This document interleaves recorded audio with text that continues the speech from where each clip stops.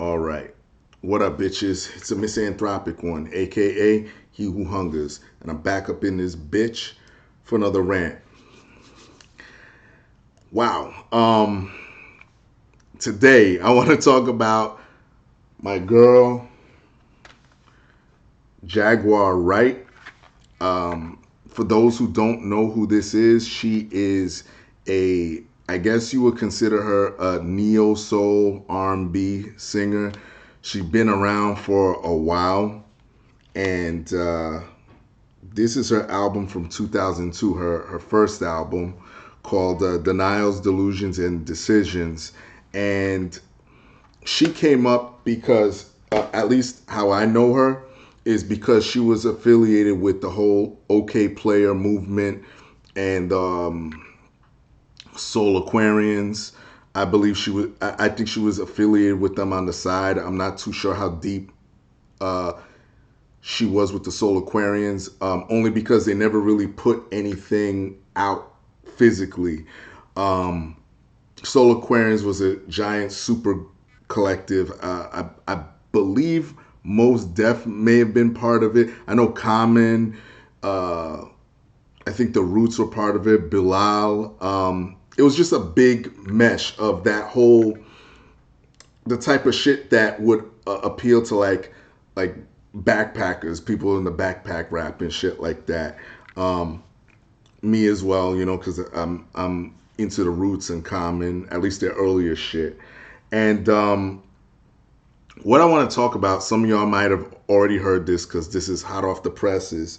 Uh, Jaguar Wright got on Instagram Live and she dropped a nuclear bomb on a lot of motherfuckers. But in this video, I just want to cover the highlights. And she was mainly some of the stuff that stood out to me. I'll say because these are people who I am fans of. Common, the Roots, and I'm not really a fan of Talib Kweli anymore, but y'all know I like his older music or whatever, and etc. She went off, and what initiated this whole thing was the recent death of Malik B. Rest in peace, Malik B. For those that don't know him, he was one of the founding members of the Roots. I mean, if you're a hip hop head, you know who this man is. And again, I would have done a video dedicated to him, but y'all know my thing with the RIP videos. They just get too sad, and sometimes it gets kind of tedious recording them for me. You know what I mean? Because I loved all my influences in pop culture growing up. So, I mean, I would have to do one every day of 2020, basically this year, because this year sucks. But anyway, rest in peace to Malik B. I love you. Hip hop loves you. But apparently, Jaguar Wright feels he wasn't getting enough shine. And I kind of agree with her because you don't hear a lot of people talking about Malik B. You don't hear really a lot of people talking about him. And, that could be because of, when the Roots started to really, really spike. That was after, I would say, Illidef Half-Life. I think that kind of put them on the map. But then Things Fall Apart really boosted them. And by that time, I believe Malik B was having his issues with drugs or whatever. And after that, I think it was Phrenology came out. And Malik B was totally gone from there. But even with Things Fall Apart, in the videos, all you saw was Black Thought rapping, with what the hell was the first, what was that single? The hot music, Next Movement. Yeah, that song. And then You Got Me. It was Thought rapping. So at that time, people were more familiar with Black Thought. Let me just go into this because I mean I could be here forever talking about this shit. Wow. There were two videos that I saw that she was going off. I know there's another one called Punks Jump Up to Get Beat Down, but I wasn't even gonna go into that one. But on IG, you can see them on YouTube. There was one where she was in her car that was like an hour, and there was another one where she was talking to another female. I'm not sure who that is, but she was going off. And let's just go into the targets, okay? Like I said, I mentioned Common. Now,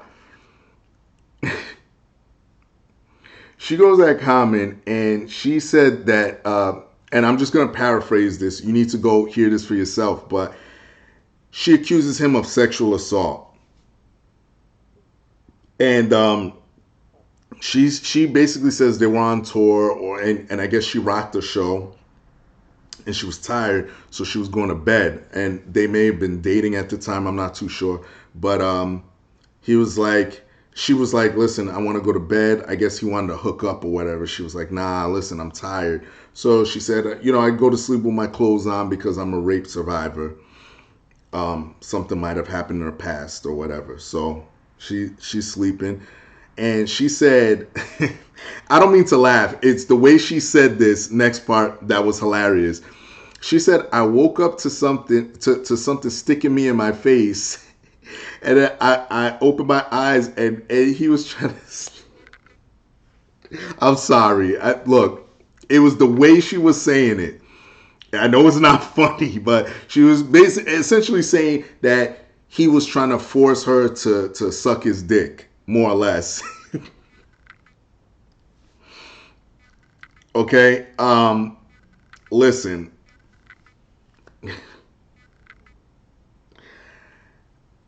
Sorry, Mrs. Wright, if you're seeing this. I don't mean to laugh, but the way you said it was funny. Anyway, let me say this. Y'all know how I feel about the whole Me Too nonsense. I don't believe in that whole shit where something happens and you wait fucking 40 years or you wait for an event to happen so you can sort of take advantage of the situation. So keep that in mind. And I'm going to sum this all up, and then you're going to understand where I'm leaning, okay? What else? I guess she didn't want nothing to do with him. And she also says that Erykah Badu, like he jumped to Erykah Badu. Erykah Badu made that song Booty that's directed at her, supposedly. And because of a line that's in there. And I just hope that shit with Common isn't true. I'm sorry. Let's move on to Talib Kweli. Talib Kweli, this one, I totally agree with this. I can see this, and I believe her with this 100% because, well, anyway, she basically accused him of sitting in the back of a venue while she was getting undressed and basically watching her undress. And then I'm not sure who this was. She was saying then, I guess it was a significant other or someone she knew was going to confront him about it. And this dude is running around ducking in venues and shit like that. I totally believe that. I do. Just based off of Kweli's behavior, we've all seen it. I believe that. All right? So I need no convincing about that shit. I totally believe that. Now, when it comes down to the roots, which is probably the cream of the crop, she was basically going at primarily Black Thought, who is Tariq Trotter, and Amir Thompson, who is Questlove. And basically for downplaying Malik B's influence and his demise. Just me paraphrasing it. And she also stated Black Thought was fucking her at one point. She was talking about how Questlove, his whole tribute to Malik B was talking about some time when it had to do with these Muslim incense scents or oils or something. It was an odd post. I will say that. I mean, it may have been a memory. I mean, who am I to tell you how to mourn? But I will say it was kind of odd because I did see it. So it's like, I don't know, dude. Maybe me not explaining it doesn't really give it justice, but she went in. She was going in on Jill Scott, Dice Raw, um, Jimmy Fallon, just a lot of motherfuckers. And dude, it was crazy. Now, where do I go from here? There are basically two things that make me lean towards believing her. And I know it might sound weird coming from me because, like I said, I'm not a big proponent of Me Too. Y'all know how I feel about that. Um, but she said one thing in the video. Well, there's two things, but she said this. She said, "I want to show you how these motherfuckers really are because they are part of this whole backpack and conscious movement. But nah, I'm gonna put you out there. I'm gonna tell you how these motherfuckers really are." And that is the key thing for me, because how many times have I told you on this channel, when people purport themselves primarily, particularly with the whole male feminist nonsense, like Common is on that shit, Talib Kweli is definitely on that shit. So that makes me believe that some of this shit happens, because y'all know there's nothing more creepier than a guy that identifies as a feminist. I've talked about this a billion times. So based off of that alone, I know, again, I know it seems arbitrary, I know it seems loose, but just bear with me a moment and just ride with me, all right? The second thing is I saw a comment on I believe it was the video where she was in the car, and someone said exactly what I was thinking. It was like, man, you could hear the pain and passion in her voice, and I was like, yeah, that's kind of hard to fake, you know. You know what I mean? It's kind of hard to fake that shit, and it just, I don't know, man. And well, actually, let me add another thing to it too.